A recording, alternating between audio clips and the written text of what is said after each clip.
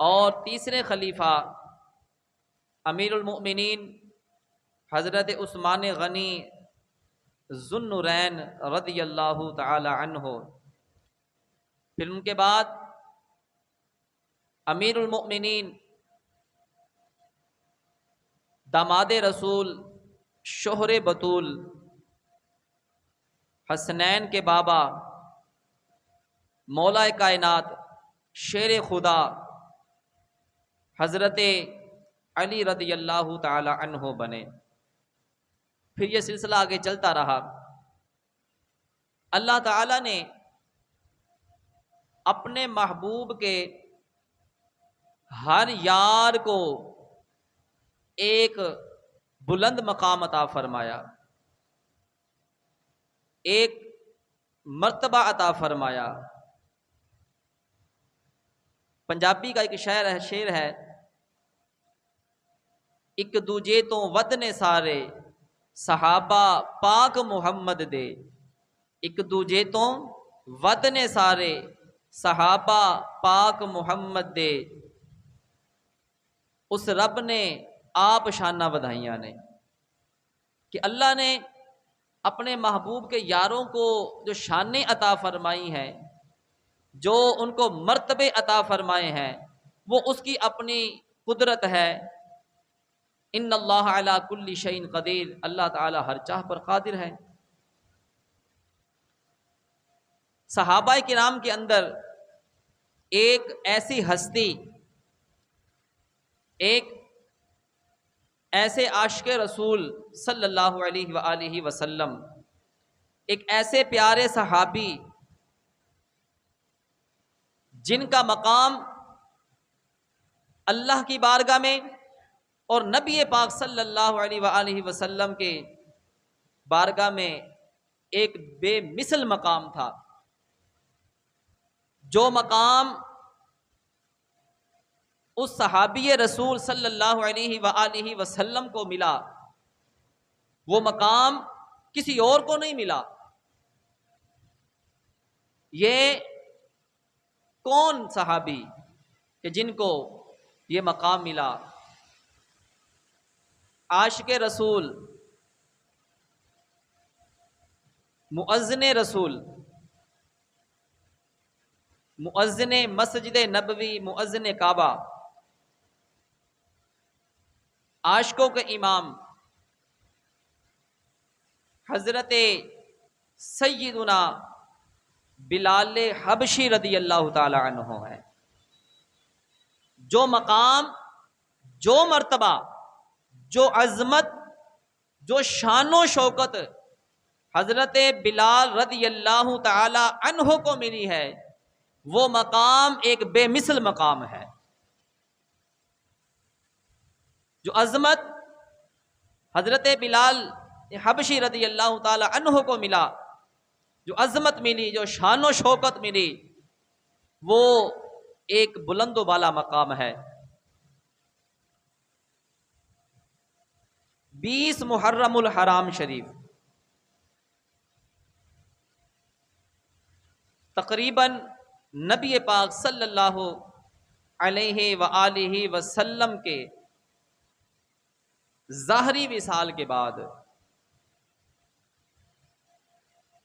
دور عمر فاروق رضی اللہ تعالی عنہ سن 20 ہجری کو شام کے دارالحکومت دمشق کے اندر آپ کا وصال ہوا۔ وہیں پر آپ کا جنازہ پڑھا گیا، وہیں پر آپ کی تدفین ہوئی۔ حضرت بلال رضی اللہ تعالی عنہ مؤذن رسول صلی اللہ علیہ وآلہ وسلم تھے۔ آپ بلال حبشی رضی اللہ تعالی عنہ ایک بلند و بالا مقام رکھنے والے صحابی رسول صلی اللہ علیہ وآلہ وسلم ہیں۔ آپ نے بڑی تکالیف برداشت کی، آپ نے اسلام قبول کرنے کے بعد بڑی ہی مصیبتوں کو جھیلا۔ نبی پاک صلی اللہ علیہ وآلہ وسلم نے مکہ معظمہ میں نبوت کا اعلان فرمایا، انی رسول اللہ صلی اللہ علیہ وآلہ وسلم، میں اللہ کا رسول ہوں۔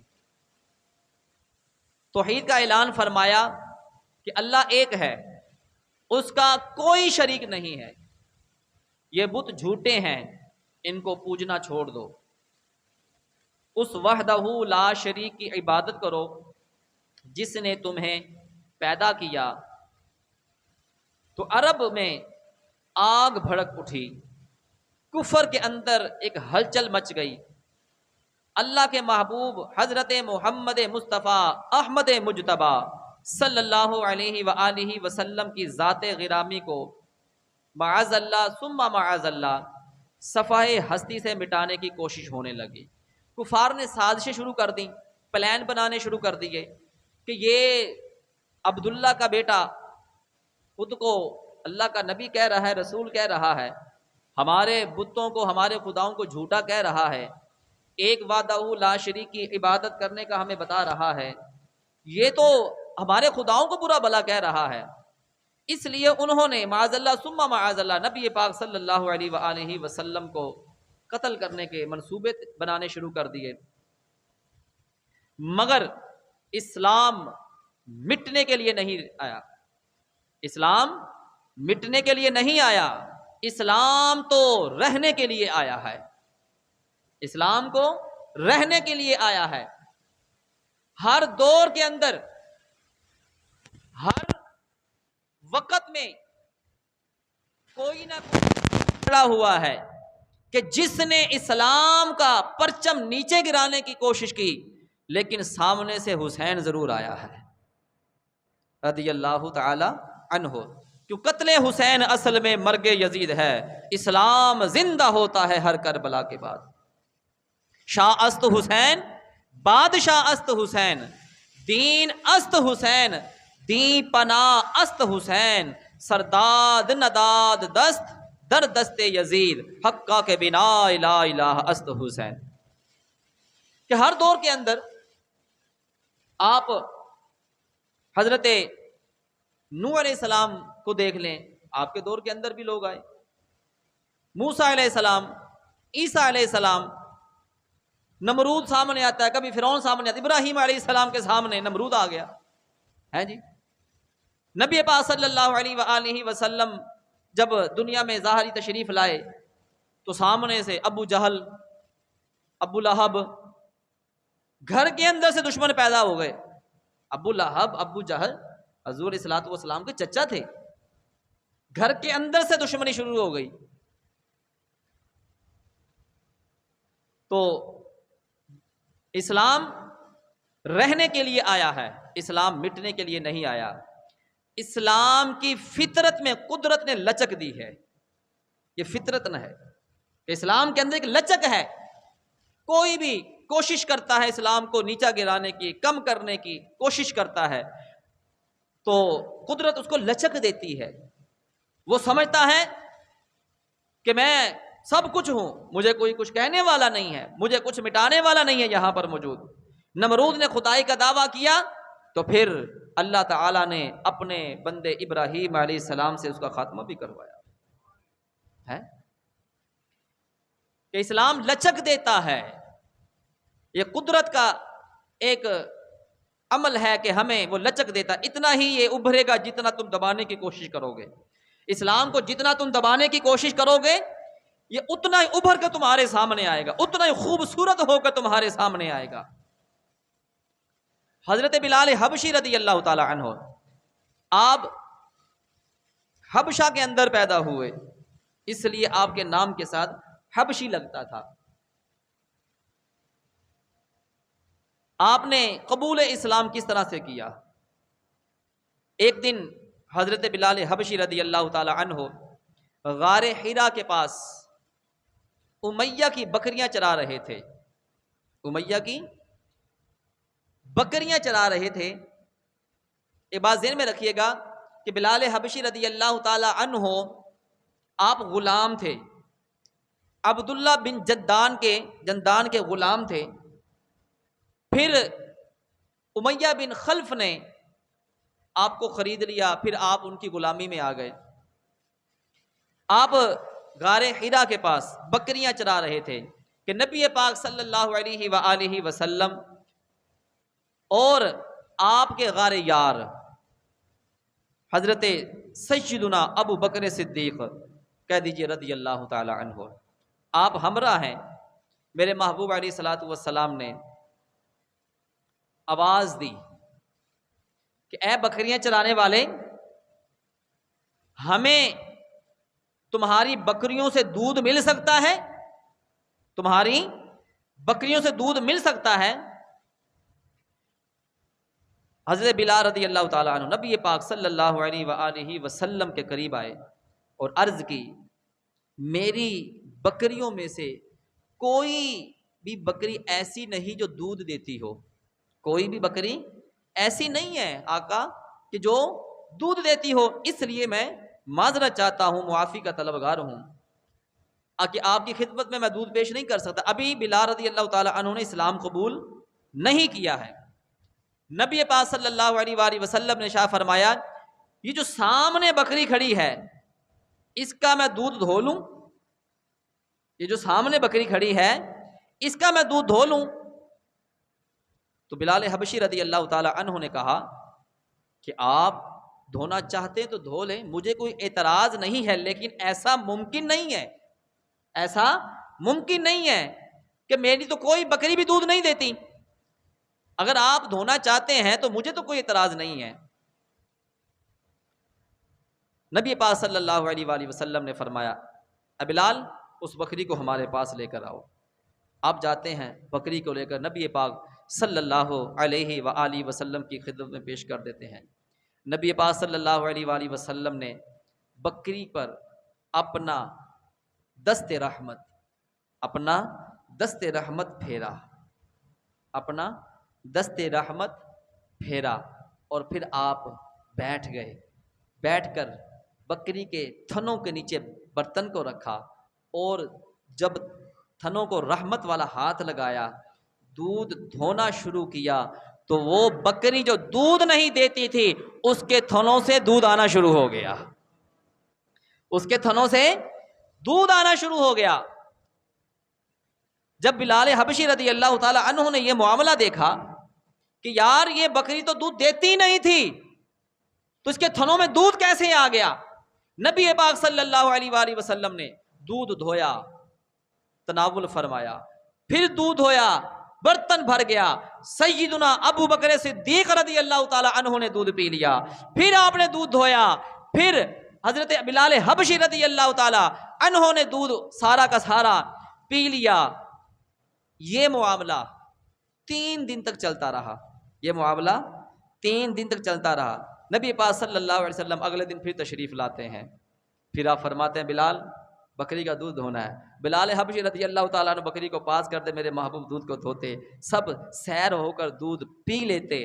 تیسرا دن آ گیا، پھر میرے محبوب علیہ الصلوۃ والسلام تشریف لائے، دودھ دھویا، خود بھی تناول فرمایا، ابو بکر صدیق رضی اللہ تعالی عنہ نے بھی تناول فرمایا، پھر بلال حبشی رضی اللہ تعالی عنہ نے بھی تناول فرمایا۔ غار ہیرا کے قریب ہے یہ معاملہ سارا ہو رہا ہے، نبی پاک صلی اللہ علیہ وآلہ وسلم کو دودھ پیش کرتے رہے۔ حضور نے فرمایا بلال میں اللہ کا رسول ہوں، بلال میں اللہ کا رسول ہوں صلی اللہ علیہ وآلہ وسلم۔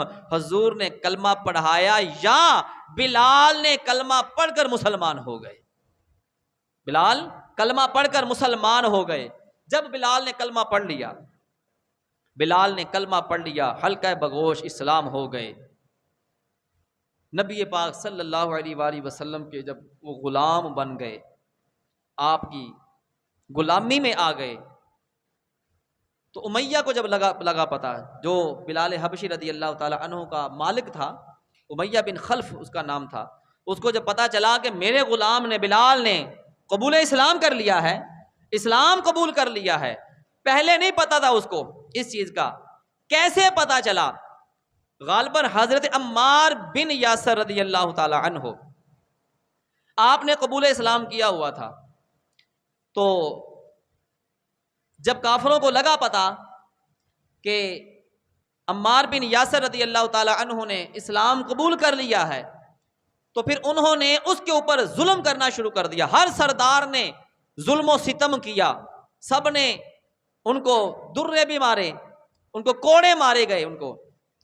تو امیہ بن خلف جو ہے, جو بلال حبشی رضی اللہ تعالی عنہ کا جو غلام تھے, آپ نے کہا کہ میری جگہ پر جو ہے نا بلال مارے گا. بلال ذرا سخت تھے, مارنے میں کام کرنے میں بڑے جرأت و بہادری رکھنے والے تھے. اب کوڑا مارنے والا جو چھنٹا تھا وہ بلال حبشی رضی اللہ تعالی عنہ نے پکڑ لیا.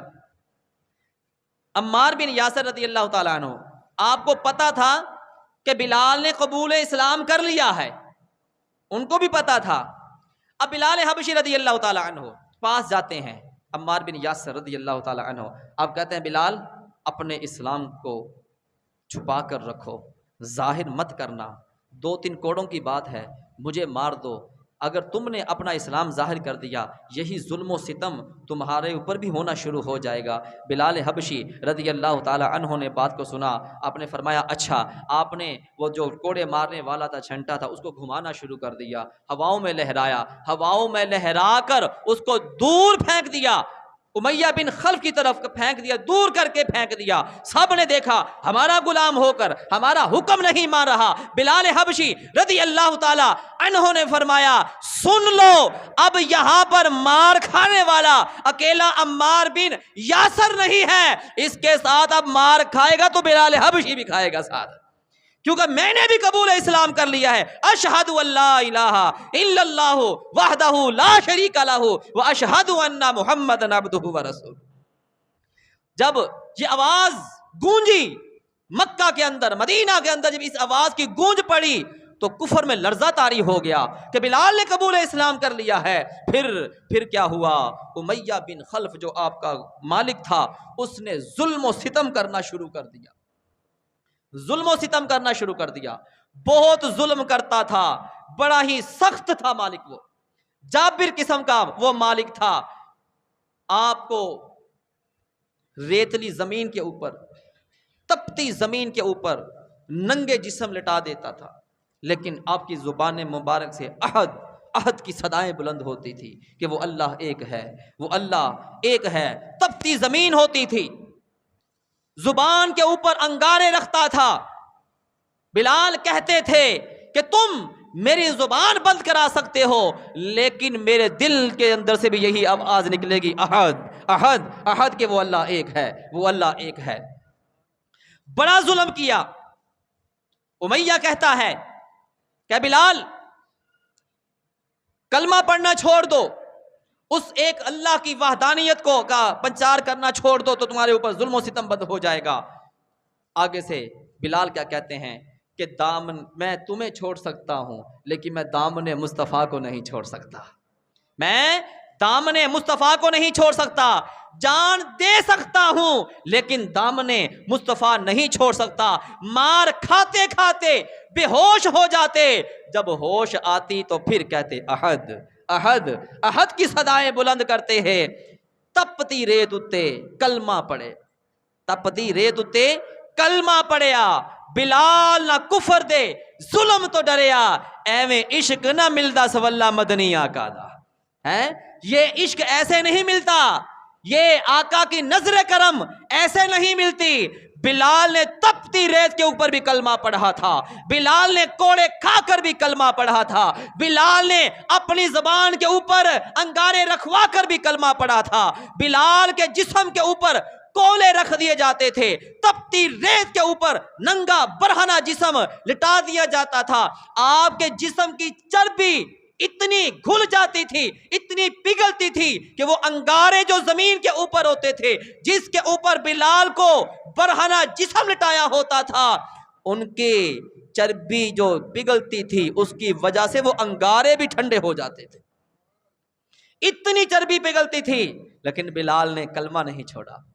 بلال حبشی رضی اللہ تعالی عنہ نے جو ہے آپ نے اللہ کو وحدہ لا شریک کی ذات کو احد احد کہنا نہیں چھوڑا. ایک مرتبہ نبی پاک صلی اللہ علیہ وآلہ وسلم, ابھی یہ نا اب بلال رضی اللہ تعالی عنہ نے میاں کے غلام ہیں، سخت سردی ہے، سخت سردی، بخار کا عالم ہے، تیز بخار ہے بلال حبشی رضی اللہ تعالی عنہ کو۔ رات کا آخری پہر آیا تو آپ نے لحاف لیا، رضائی لی، کوئی چادر لی، لے کر تو لیٹ گئے۔ امیہ آپ کا مالک آتا ہے، آ کر اس نے لحاف کو زور سے کھینچا اور سائڈ پر پھینک دیا، اور پھر کیا کہتا ہے، آج تیری سزا یہ ہے، آج تیری سزا یہ ہے کہ تیرے جسم کے اوپر جو کپڑے پہنے ہوئے یہ بھی اتار دیے جائیں گے، اور ساری رات تو چھت کے نیچے نہیں، آسمان کے نیچے بیٹھ کر تو چکی کو پیسے گا، یہاں پر تو جو پیسے گا یہاں پر بیٹھ کر۔ وہ یہ کام دے کر چلا جاتا ہے، یہ کام دے کر چلا جاتا ہے۔ بلال حبشی رضی اللہ تعالی عنہ آپ چکی پیس رہے ہیں، بخار میں تپ رہے ہیں، اتنے میں میرے محبوب علیہ الصلوۃ والسلام تشریف لے آتے ہیں۔ آقا دو جہاں والی کون مکہ رحمت عالم صلی اللہ علیہ وآلہ وسلم تشریف لے آتے ہیں، پاس جاتے ہیں۔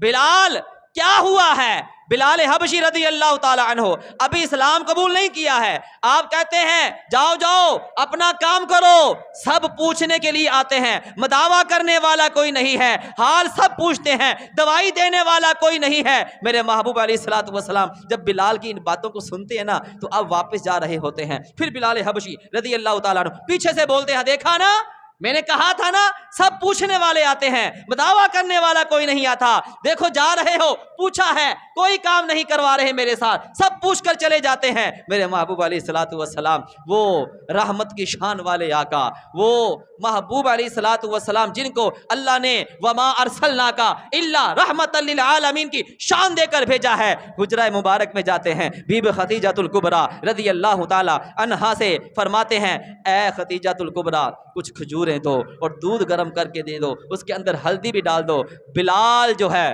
بخار کے اندر تڑپ رہا ہے، اس کے لیے میں نے یہ دودھ لے کر جانا ہے۔ میرے محبوب علیہ الصلوۃ والسلام دودھ لے کر جاتے ہیں، کھجوریں لے کر جاتے ہیں، بلال کے پاس بیٹھ جاتے ہیں، آپ فرماتے ہیں بلال یہ لو، یہ کھجوریں کھا لو، یہ گرم ہلدی والا دودھ پی لو، تمہارے زخموں پر سکون آ جائے گا، تمہارا بخار ٹھیک ہو جائے گا۔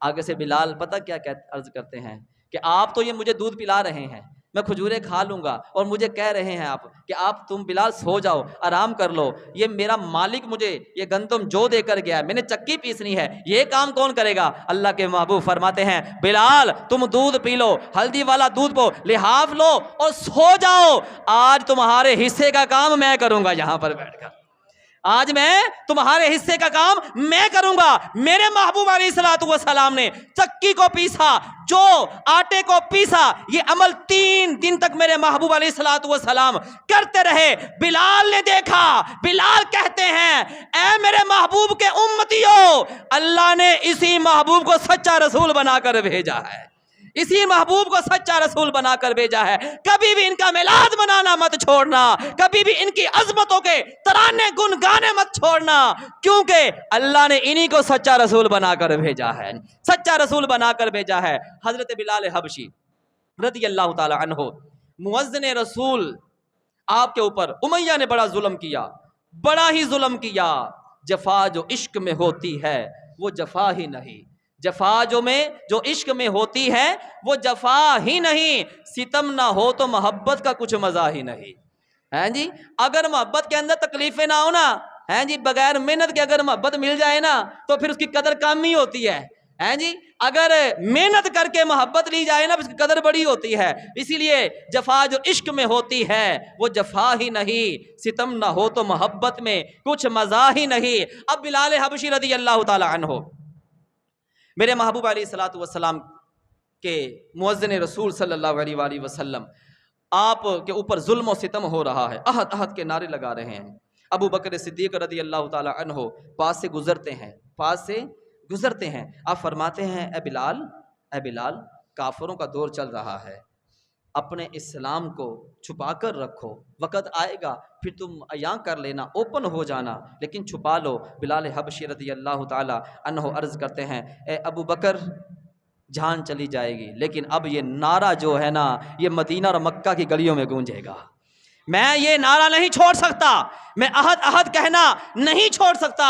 ابو بکر صدیق رضی اللہ تعالی عنہ آپ فرماتے اچھا چلو ٹھیک ہو گیا. اب آپ کیا کرتے ہیں؟ آپ امیہ بن خلف کے پاس جاتے ہیں. آپ فرماتے ہیں امیہ بن خلف سنو، میرے پاس 3 خوبصورت ترین رومی غلام ہے، مجھ سے وہ لے لو اور یہ بلال مجھے دے دو. کہہ دو سبحان اللہ. اور یہ بلال مجھے دے دو. امیہ بن خلف آگے سے کہتا ہے کہ اے ابو بکر، خالی غلام نہیں لوں گا میں 2000 دینار بھی لوں گا ساتھ. کتنے؟ 2000 دینار بھی لوں گا میں. آپ نے فرمایا اچھا 2000؟ میں تو 10,000 دینار لے کر آیا تھا ساتھ. اور میں تو بڑے زیادہ دینار لے کر آیا تھا. اچھا چل ٹھیک ہے، یہ تینوں غلام بھی لے لے، اب تو دینار بھی لے لے، لیکن جو یہ بلال مجھے دے دے. امیہ کہتا ہے ابو بکر تو چھوٹا موٹا تجارت کرنے والا بندہ تو نہیں ہے، بڑا تو مالدار ہے، تجارت پیشہ ور ہے، تو تجارت کرنے والا ہے، اور تو یہ ٹھیکریاں دے لے کر اور مجھے اتنے خوبصورت تو غلام دے رہا ہے. آگے سے ابو بکر صدیق رضی اللہ تعالی عنہ فرماتے ہیں اے امیہ، ہیرے کی پرکھ جوہر ہی جانتا ہے. تجھے کیا پتا میں یہ ٹھیکریاں دے کر ہیرا لے کر جا رہا ہوں. یہ ٹھیکریاں دے کر میں ہیرا لے کر جا رہا ہوں. پیارے سیدنا ابو بکر صدیق رضی اللہ تعالی عنہ بلال حبشی رضی اللہ تعالی عنہ کو ساتھ لے جاتے ہیں، اپنے گھر میں لے جاتے ہیں. جا کر جو ہے ان کو نہلاتے ہیں. نہلانے کے بعد زخموں کے اوپر تیل لگاتے ہیں، پھر آپ کے سر میں تیل لگاتے ہیں، آنکھوں میں سرما ڈالتے ہیں، اچھا لباس پہناتے ہیں، کیونکہ در مصطفیٰ پر لے جایا جا رہا ہے. بلال کو در مصطفیٰ پر لے جایا جا رہا ہے. ابو بکر صدیق رضی اللہ تعالی عنہ جب آپ کو نہلا رہے ہیں، آپ کی صفائی ستھرائی کر رہے ہیں، بلال حبشی کی آنکھوں سے آنسو آ رہے ہیں. پوچھا ابو بکر نے پوچھا بلال رو کیوں رہے ہو؟ آپ کہتے ہیں کہ ابو بکر میں نے اپنے باپ کا چہرہ نہیں دیکھا تھا، میں نے اپنے باپ کی محبت نہیں پائی، میں نے اپنے باپ کی جو شفقت ہوتی ہے وہ نہیں دیکھی تھی. میں نے ماں کو دیکھتا تھا، مفلسی کا عالم تھا، کھانے کے لیے کچھ نہیں ہوتا تھا، پینے کے لیے کچھ نہیں ہوتا تھا. میں ماں کا چہرہ دیکھ کر رو لیتا تھا، ماں میرا چہرہ دیکھ کر رو لیتی تھی. میری بہنیں تھیں وہ مجھے دیکھ کر خوش ہو لیتی تھی، میں ان کو دیکھ کر خوش ہو لیتا تھا. کبھی وہ مجھے دیکھ کر اپنا درد سنا لیتی تھی، کبھی میں اپنا دکھ ان کو سنا لیتا تھا. میرے پاس مجھے آج تک کسی نے اس طرح سے تیار نہیں کیا. ابو بکر صدیق رضی اللہ تعالی عنہ آپ فرماتے بلال جتنا رونا ہے یہیں پر رو لو، میں تمہیں محبوب کی بارگاہ میں لے جا رہا ہوں. مجھ سے تمہارے آنسو برداشت نہیں ہو رہے، میں اللہ کے محبوب کے آنسو کیسے برداشت کر لوں گا میں؟ کیونکہ محبوب تمہیں دیکھیں گے روتے ہوئے تو پھر مجھ سے برداشت نہیں ہوگا. آقا رو پڑیں گے بلال جتنا رونا ہے یہیں پر رو لو، آقا کے پاس جا کر نہیں رونا. اب میرے محبوب علیہ الصلوۃ والسلام بلال کے پاس ابو بکر صدیق لے کر جاتے ہیں. بلال جاتے ہیں، بلال نے نظریں نیچے کی ہوئی ہیں، بلال نے نظریں جھکائی ہوئی ہیں. پتہ ہے اگر چہرے کی طرف دیکھا تو سارے غم جو ہیں وہ آنکھوں کے ذریعے باہر آ جائیں گے، دل کا درد آنکھوں کے ذریعے باہر آ جائے گا. میرے محبوب علیہ الصلوۃ والسلام فرماتے بلال ذرا نظریں تو اوپر اٹھاؤ، ذرا نظریں اوپر اٹھاؤ. بلال حبشی رضی اللہ تعالی عنہ نظریں اوپر اٹھاتے ہیں، آقا کے چہرے کی طرف دیکھتے ہیں، تیری تک کے نگاہ میں مرید ہو گئی. جیسے ہی محبوب کے چہرے کو دیکھتے ہیں آنکھوں سے آنسو جاری ہو جاتے ہیں، گویا اپنے دل کا درد آنسوؤں میں بہ رہا ہے ان کا. میرے محبوب بلال کو دیکھتے ہیں، وہ بھی رونا شروع کر دیتے ہیں. ابو بکر صدیق رضی اللہ تعالی عنہ بھی رونا شروع کر دیتے ہیں. وہاں پر دربار رسالت کے اندر ایک عجیب منظر شروع ہو جاتا ہے. میرے محبوب علیہ الصلوۃ والسلام فرماتے ہیں اے ابو بکر بلال کو خرید کر تم نے بڑا اچھا کام کیا ہے، بلال کو خرید کر تم نے بڑا اچھا کام کیا ہے. اگر کچھ پیسے میرے بھی شامل کر لیتے تو اور اچھا ہو جاتا. ابو بکر صدیق رضی اللہ تعالیٰ عنہ جب یہ بات سنتے ہیں آنکھوں سے آنسو جاری ہو جاتے ہیں اور عرض کرتے ہیں، اپنی عزت والی پگڑی کو اتارتے ہیں اور کیا عرض کرتے ہیں، آقا یہ عزتیں جو ہمیں ملی ہے محبوب آپ کے قدموں کے صدقے سے ملی ہوئی ہیں. آقا یہ جو پیسہ ہے، ڈھنگ دولت جو ہے، آقا آپ کے قدموں کی وجہ سے ملا ہوا ہے. اور آقا میں بھی آپ کا غلام ہوں، بلال بھی تو آپ کا ہی غلام ہے. میں بھی آپ کا غلام ہوں، بلال بھی تو آپ کا ہی غلام ہے۔ آقا یہ آپ کے دیے ہوئے، آپ کی رحمت سے، آپ کی دعاؤں سے جو مال تھا میرے پاس، اسی سے میں نے بلال کو خرید کر آج آزاد کر دیا ہے، آزاد کر دیا ہے۔ وہ بلال حبشی رضی اللہ تعالی عنہ کہ جن کو مؤذن رسول کہا جاتا ہے، میرے محبوب علیہ الصلوۃ والسلام آپ شب معراج کی رات جب سیر کے لیے جاتے ہیں تو آپ نے وہاں پر جنت کے اندر اپنے آگے کسی کے قدموں کے چلنے کی آواز کو سنا، کسی کے چلنے کے قدموں کی آواز کو سنا۔ میرے محبوب نے فرمایا جبریل یہ کس کے قدموں کی آہٹ ہے، یہ کس کے قدموں کی آواز آ رہی ہے؟ جبرائیل علیہ السلام عرض کرتے ہیں آقا یہ بلال کے قدموں کے چلنے کی آہٹ ہے، یہاں پر چل زمین پر رہے ہیں، آواز جنت میں آ رہی ہے۔ میرے محبوب نے فرمایا ہے کہ جو مؤذن رسول ہوتا ہے اس کا یہی مقام ہوتا ہے، اللہ اس کو یہی شان عطا فرماتا ہے، یہی عظمت عطا فرماتا ہے۔ میرے محبوب علیہ الصلوۃ والسلام معراج کی رات جب سب کو گفٹ باندھ دیے